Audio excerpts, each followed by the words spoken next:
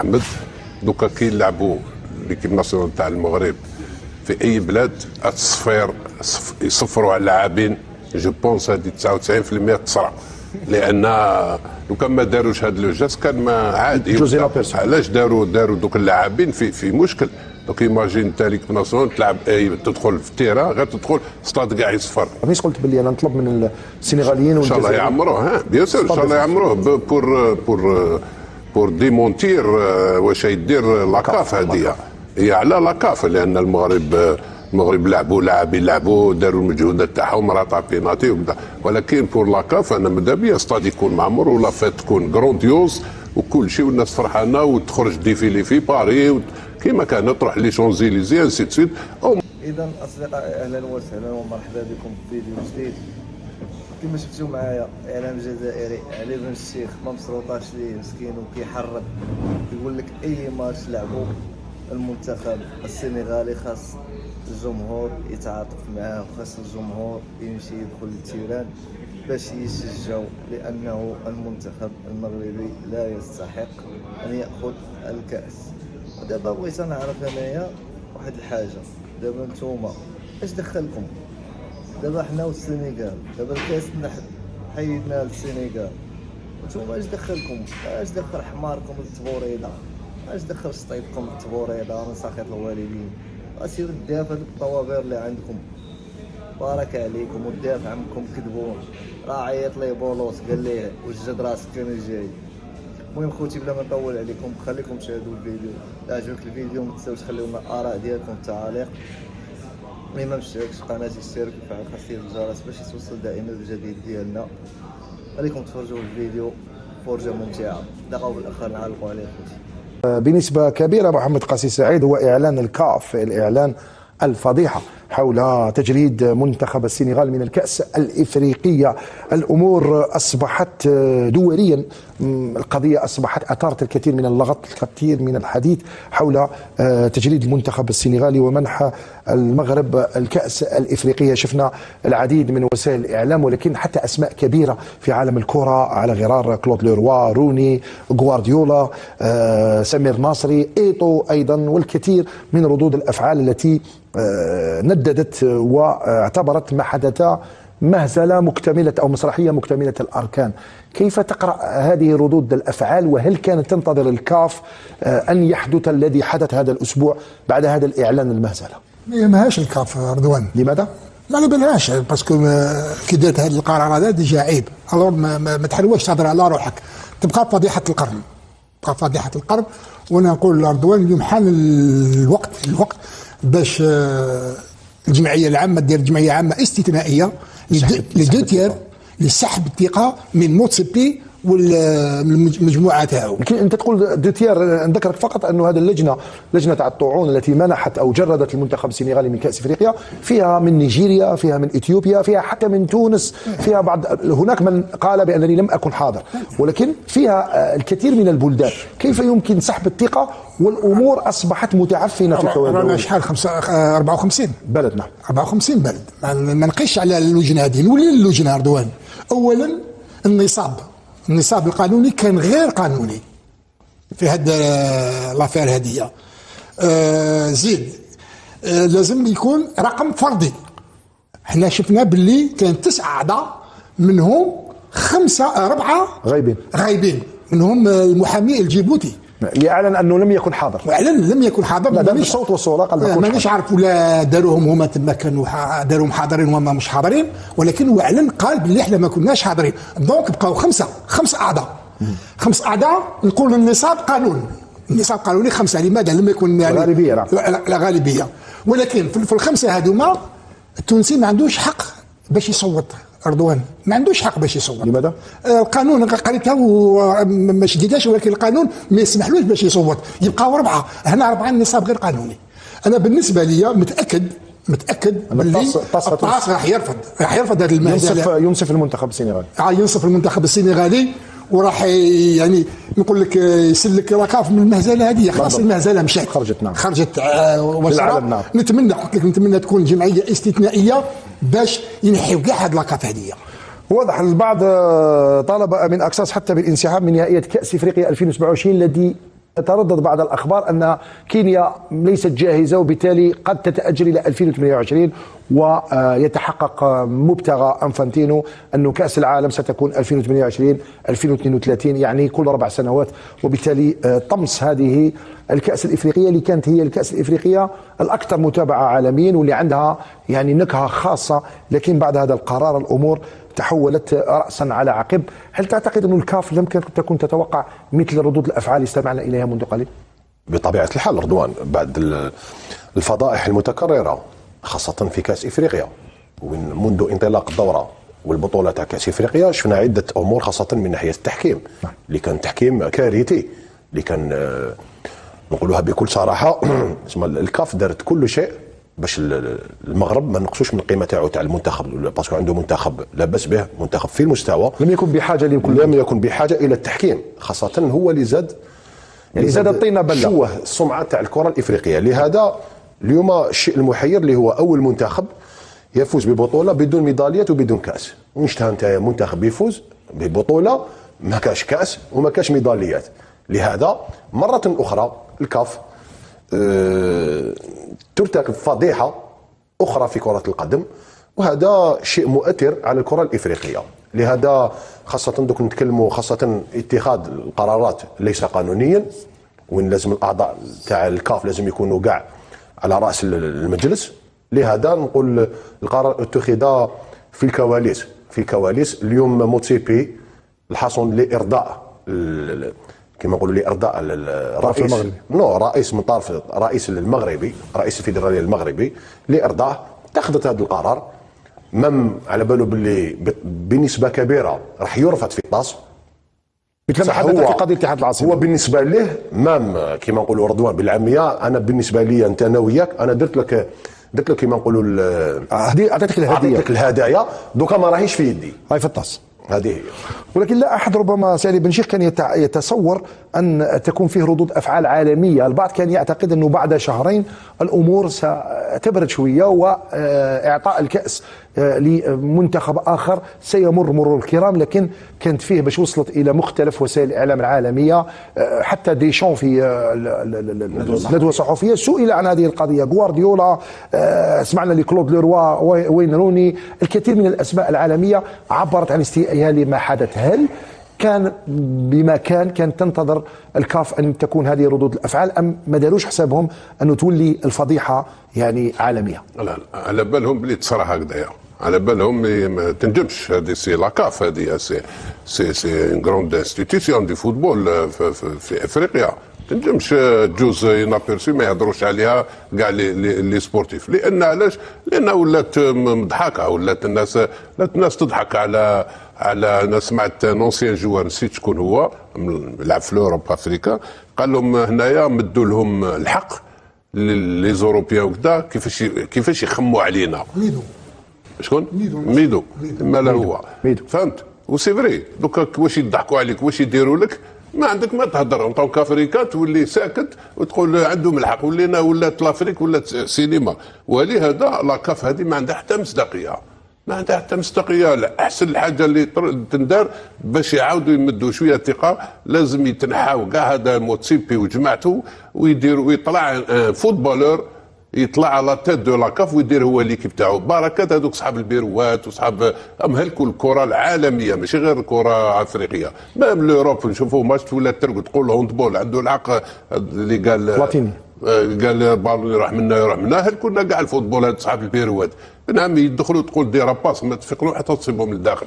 ابن عمي بزاف والله هل كل فوتبول كاع دوكا زادوا لافريك حطموه اللي يخرج دي جوار في العالم، ولكن بلي كومبلو لي كوليس واحد الطرف يكون صح.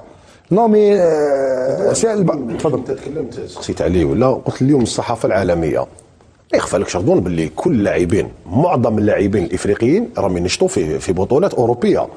تشوف انت المنتخب الجزائري ولا المنتخب المغربي ولا المنتخب التونسي ولا المنتخب السنغالي، كل لاعبين اللي نشطوا في المنتخب يلعبوا في اوروبا في مختلف الفرق الاوروبيه. لهذا دوكا كاس افريقيا بالك ماشي كيما نعاودوا نقولوا اوناريير، كانوا بالك 2 جوار 3 جوار ولا 4 جوار يلعبوا في الاوروب، دوكا بزاف لي زافريكان يلعبوا في اوروبا. لهذا اوروبا كاس افريقيا عندها سمعه في كما نقولوا في مختلف البطولات الاوروبيه. بصح امير متفقين كسر السرعه هذه بيان سور بالقرارات هذه بيان سور بطبيعه الحال خطير اللي هو تاع الحكومه السنغاليه. اما حكومه تتكلم راهي على درايه، ما يتكلموش هذاك في الهواء. لما قال لك الكاف مسيره بالمال الفاسد او يعرف شو يتكلم. نظن هنايا لازم داروا شكوى داروا شكوى لاتحاد لا بريزيدونس. لا العداله لازم تتحرك، خاطر ماهوش انا اللي نتكلم، راهي حكومه تاع السنغال عارفه واش كاين اليوم. رضوان انا مانيش حايب نكون في اولا في مكان اللاعبين تاع المغرب اللي ما عبروش عن فرحتهم، ولا واحد دار على الانستغرام تاعو ولا على وسائل التواصل ما دار حتى كلمه حول ما يقدروش يعبروا رضوان، خاطر هما في داخليا ماهمش قابلين بهذه القضيه هذه. وزيد كاين واحده اخرى، مانيش حايب نكون في مكان المنتخب المغربي. اليوم المنتخب المغربي راح يشارك في تصفيات كاس افريقيا، يشارك في تصفيات كاس العالم في افريقيا. الان المشكل مع السنغال اصبح مشكل سياسي، ماشي الا مع السنغال. كيفاش راح يكون الاستقبال تاعو لما يروح يلعب تصفيات كاس افريقيا ولا تصفيات كاس العالم؟ صحيح، راح يكون استقبال سيء. نظن باللي رئيس الجامعه المغربيه دار المنتخب المغربي في ورطه. وانا معك لما تقول هذا الكلام، لانه كان في حتى وسائل الاعلام المغربيه تبرأت من هذا الامر، قال احنا لا نريد كاس افريقيا ماهيش في ارضيه الميدان. وتكلموا على كاس العالم القادمه، قال بأن المنتخب المغربي قد تكون فيه صافرات الاستهجان في المباريات على المنتخب المغربي، باسكو سي با ماهوش منتخب اللي فاز على البساط الاخضر، فاز في الكواليس. انت لاعب في المنتخب المغربي، نعم، ويعطوك دوكا كاس افريقيا في هذا الوقت وميداليه اسكو تفرح بها؟ شوف كي نحكوا من الناحيه التقنيه، مستطيل اخضر تلعبت المقابله الى غايه 120 دقيقه، صح، وفي السنغال كما نقولوا بالاداء والنتيجه. ولا واحد زعما لاعب من المنتخب المغربي تكلم قال فوالا الاربيتراج خاصه من ناحيه التحكيم، قال فوالا ما خسرنا الحاكم ولا، خاصه انه الماده 82 والماده 84 تشير الى الغياب او الانسحاب. هو ما كان لا غياب، المنتخب السنغالي كان فوردي، والانسحاب المنتخب اكمل اللقاء بصفاره نهائيه للحكم. يعني القرار هذا اصبح مثير للجدل. انا ليا المغاربه عندهم من تري بون ايكيب، ولكن السنغال سيتي لا ميور ايكيب دافريك. هما اللي ينوموا شكون؟ ينوموا اللعاب تاعهم. ان فينال دو كوب دافريك اون تير با ان بينالتي دو سيت مانيير لا. هاك درت امه 30 مليون ولا شحال فيهم ما بيطون ولا مش عارف ولا 40 مليون ولا راك درتهم في واحد المشكل اللي الور كان جيت ضربت كيما يلزم الحال تدخل ديت لا كوب دافريك والدنيا فرحانه. انت تيري بهذيك لا مانير وخاطيك ما تعرفش ميم با تيري هكذا. كاع اللي تيريهم براتيكمون ماركاو ان بينالتي فينال دو كوب دافريك ولا كوب ديمو بلوز او موان زيدان تيراها نجح. لو كان ما نجحش قالنا شوف لابريس ما يسعوش يديروا له. وزيدان قال في تصريح له سي علي، قال بلي اني جي طونتي هذا الامر لانني كنت في الشوط الاول في بدايه اللقاء. قال مازال عندنا الوقت. هذا كان في الدقيقه 90 زايد يعني خلاص. ما يهمش هذاك كلامه ويقول في ايماجين راطاه وخسروا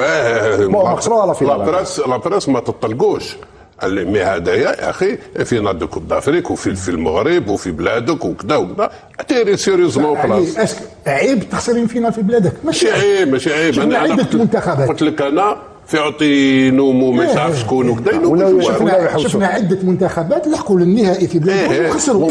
مونغلتير كوب دوروب. انت علاش حبيت تبرر ما لا يبرر؟ انت خسرت اموال كبيره ووعدت الشعب المغربي باش تفوز بكاس افريقيا، ما فزتهاش فوق ارضيه الملعب، حبيت تفوز بها فوق بساط في الصالونات. سالي، العلاقه الان راح تكون كارثيه بين مختلف المنتخبات مع المغرب، خاصه السنغال اللي هو منتخب قوي، منتخب برز في السنوات الاخيره، فوصل للنهائي ثم فاز بالكاس، ثم يعني منتخب قوي وقوي جدا، من ابرز باش ما نقولوش احسن منتخب حاليا في افريقيا حتى في الفئات الشبانيه. هل الذي حدث سيكون ربما بدايه لمشاكل قد تحدث بين المنتخبات في القاره السمراء؟ انا سكو جو سي واش نجم نقول لك جو رجوا محمد دوكا كي يلعبوا ليكيب ناسيونال تاع المغرب في اي بلاد التصفير يصفروا على اللاعبين. جو بونس هذه 99% تصرى، لان لو كان ما داروش هذا لو جاست كان ما عادي. جوزي لا بيرسون. علاش داروا دوك اللاعبين في مشكل. دوك ايماجين انت ليك ناسيونال تلعب تدخل في التيران غير تدخل ستاد كاع يصفر. سي با سا و سي با لي جوار اللي داروها. بون دارها ان جوار اللي راتا بينالتي. بون نقولوا سا بو سو راتي ولكن ماشي با دو سيت مانيير لا. ولكن داروا الفريق تاعهم في ورطه. في ورطه. رضوان التاريخ غدوة الناس يكتبوا تاريخ يقول لك في 2025 المغرب فاز بكاس افريقيا 3-0 ويحطوا وين لعبوا اللاعبين عدد الجمهور، بصح شكون اللي يسجل الاهداف؟ 3-0 شكون اللي يسجل؟ موتسيبي شكون اللي يسجل الاهداف؟ لا على البساط، لما تفوز على البساط ما كانش يسجل الاهداف. بون سي فاصون. انت راك متاكد انه التاريخ سيكتب انه المنتخب؟ لا انا متاكد باللي الطاس ينصف السنغال. ولكن هنا باش نعاودوا نقولوا للطاس امين اكساس، الطاس سبق له ان قام بنفس الشيء مع فريق اتحاد العاصمه في قضيه الخريطه الوهميه. الا تعتقد انه انتظار الطاس لاشهر ربما ايضا من اجل انصاف السنغال يعني وعدم التسريع في مثل هذه القضيه اصبح ايضا يثير الجدل؟ تدي كوب دافريك شهرين ابري يقولوا لك لا لجنه طاعون ابري 2 موا ماشي في هذاك الاسبوع. الان زيد تنتظر ما باليش شحال من اسابيع اخرى باش الطاس تنصف المنتخب السنغالي. اظن انه حتى الشان تاع كوب دافريك يروح. بطبيعه الحال الحلاوه. انا شفت عده محللين في المغرب اللي كانوا ضد هذه الفكره هذه. قال لك واش من الحلاوه تاع الكاس. انا تكلمت لك قلت لك المنتخب بيفوز ببطوله ما كان ني كاس ما كان ني ميداليات. واش هذه واش تحسب لها هذه؟ لهذا انا نقول اليوم بون اللاعبين ما عندهمش بس لاعبين محترفين تاع المنتخب المغربي وين خلاص لعبوا في افريقيا، لعبوا في نوادي في اوروبا، خلاص خسروا النهائي كما قال لك عليه. قال لك وين كانوا قادرين كانت عندهم فرصه باش يفوزوا بوسمو، ضيع ضربه الجزاء. هذه كره القدم، تحمل المسؤوليه نفذها بهذيك الطريقه هذيك وتضيعها. خلاص الكوب دافريك واحد ما تتكلم على كاس افريقيا، خاصه بعد فضائح كبرى ضد الكاميرون، فضيحه ضد المنتخب النيجيري، ضد المنتخب التنزاني، اسمع عده امور وزادوا كملوها لاكاف بهديه بالاخير بالتجريد الكاس. بالتجريد ما كاش منها. لهذا انا نقول باللي هذه تريح. انا بالنسبه لي تريح روايه حكايه باللي فوالا لاكاف مدت الاسبوع عاود رجعت الكاس للمغرب. ودوكا طاس انا بطبيعه الحال طاس باسكو اي سون كوريكت بصح باسكو لا زادوا مدوا الكاس للمغرب. انا بالنسبه لي غير يحبسوا كره القدم في افريقيا. نختموا مع محمد. الان المنتخب السنغالي يصر كما قال السي علي منذ قليل. الوزاره الاولى او رئاسه الجمهوريه دارت بيان بانها تطالب بفتح التحقيقات في قضايا فساد. المنتخب السنغالي يوم 28 سيلعب امام البيرو، سيظهر الكاس وقال لك ما نرجعوش الكاس، ما نرجعوش الاموال، ما نرجعوش الميداليات. الان كاين قبضه حديديه. البعض يتحدث على انه الكاف قد لا تمر عليه هذه القضيه مرور الكرام. هل ننتظر عقوبات اخرى للسنغال مثلا؟ السنغال اللي راهي لي بورت فلومبو تاع لافريك راح تلعب كوب دي موند. هل الفيفا مثلا قد تتدخل تقول كيف القرار تاع ارجاع كاس افريقيا وتجريد كاس افريقيا لازم ترجعوه؟ هما قال لك احنا ما نرجعوش. وين راح تروح القبضه الحديديه؟ لهذا السبب رضوان على الطاس يفصل في هذه القضيه في اسرع وقت. نعم. علاش؟ خاطر 2019 تقريبا نفس القضيه تاع بالك بها الترجي والوداد البيضاوي تقريبا نفس القضيه وفصلوا فيها بسرعه واعطوا ردوا الحق للترجي. خاطر لو كان نكملوا هكذايا راح تكون قبضه حديديه بالطبع. والفيفا تقول لك ترجع والكاف تقول لك ترجع. والسنغال انا عارفين السنغال نعرفوهم باللي ما يرجعوش لا الميداليات لا الكاس ولا الاموال. الو لهذه الاسباب انا نطلب من راح يحتفلوا مع البيرو من الطاس باش يفصل في اسرع وقت. نعم. انا نقول باللي ما يفصلش محمد في اسرع وقت باش تكون الفضيحه اكبر. باسكو غدوه ان شاء الله وسائل الاعلام قد تحدث على هذا الامر. ولا واسمهم السنغال احتفلوا مع المنتخب البيرو في واسمه في السنغال بالكاس. لا في ستاد دو فرانس. في ستاد دو فرانس معليش راح يعمروا السنغاليين. ويقال بانه الكثير من الجاليات العربيه والافريقيه راح تكون في ستاد دو فرانس. ويزيدوا اسمها هكذا يا رضوان هكذا يزيدوا يبينوا بالكاس الافريقيه ديناها كره قدم. ولا خرج القرار ضد السنغال راح تكون فضيحه كبرى. واضح. سالي بن شيخ كان قدم نداء حتى الجاليه الجزائريه باش تكون حاضره يوم لو 28 مع السنغالي في الاحتفال هذا. انا يوم الخميس قلت باللي انا نطلب من السنغاليين ان شاء الله يعمروه. بيان سور ان شاء الله يعمروه بور ديمونتير واش يدير لاكاف. هذه هي على لاكاف لان المغرب المغرب لعبوا لاعبين لعبوا داروا المجهودات تاعهم راه تاع بيناتي وبدا، ولكن بور لاكاف انا ماذا بيا ستاد يكون معمر ولا فات تكون غرونديوز وكل شيء والناس فرحانه وتخرج ديفيلي في باري كيما كانت تروح لي شونزيليزي انسي تسيت او موتسيبي كش ما يحكموكاش هما تحكموا. رضوان هذه شوف اسمح لي محمد، هذا وقت بعد الفضيحه هذه لاسقاط موتسيبي، هذا هو الوقت المناسب باش كما نقولوا موتسيبي يسقط. لازم يجي واحد كما قال علي مقبلات، لازم يجي واحد لعب كره قدم في مستوى عالي باغ اكزومبل كيما ايتو كايطا، كاين لاعبين بزاف في افريقيا يلعبوا في المستوى الاكبر باش هكذا يتراس على راس الكاف ويسقموا لنا كره القدم الافريقيه. السقوط تاع موتسيبي ما راحش يكون سهل، انا نعرف الجمعيه العامه تقريبا نفس الجمعيات العامه في اللوبيات هي اللي زيد بك. علاش قلت لك امين لازم هذه القضيه توصل في اسرع وقت، خاطر لو كان طول الفيفا راح تعاقب السنغال، راح تعاقبوا وتنجم تعاقبوا حتى وين يقول لك ما يشاركش في كاس العالم. لا ما يقدرش توصل لهذا الشيء، ولكن ما تخليش مرتاح، تقدر تعاقبوا ماليا، ولكن ما تخليش مرتاح مورال رضوان. وحنا عندنا المنتخب السنغالي واحد من اقوى المنتخبات في العالم اللي قادر يمشي بعيد. غلط رضوان، تنجم تلحق لا فيفا تقول لها ما طرحش لا كوب دي تقول له ما تلحقش لهذا الوقت، لانه هذه حتكون سابقه خطيره. يقولوا يا رساس ماشي كيف هذه امور سياسيه. لا انت نهار سياسيه ولا ماشي. السبور عمره ما يدخل في السياسه في البوليتيك. وصل اليو ار اس اس ما شاركتش في الكاس العالم ودوطر بي اللي دايرين العجائب يشاركوا، دونك ما كاش كل شيء ممكن، كل شيء بالقوه. واضح. نغلقوا ملف ما حدث من الفضيحه على اذا خوتي وصلنا للاخر تاع الفيديو. اللي ما اشتركش في القناه يشترك ويفعل خاصيه الجرس باش يتوصل دائما بالجديد ديالنا. ولا عجبك الفيديو ما تنساوش تخليو لنا الاراء ديالكم في التعاليق، لانها كتهمنا وكتحفزنا نبقاو ديما نجيبوا لكم فيديوهات جداد. وشعارنا الخالد الله الوطن النبي ولا عزاء للحاقدين. تهلاو ونشوفكم في شي فيديو قادم ان شاء الله.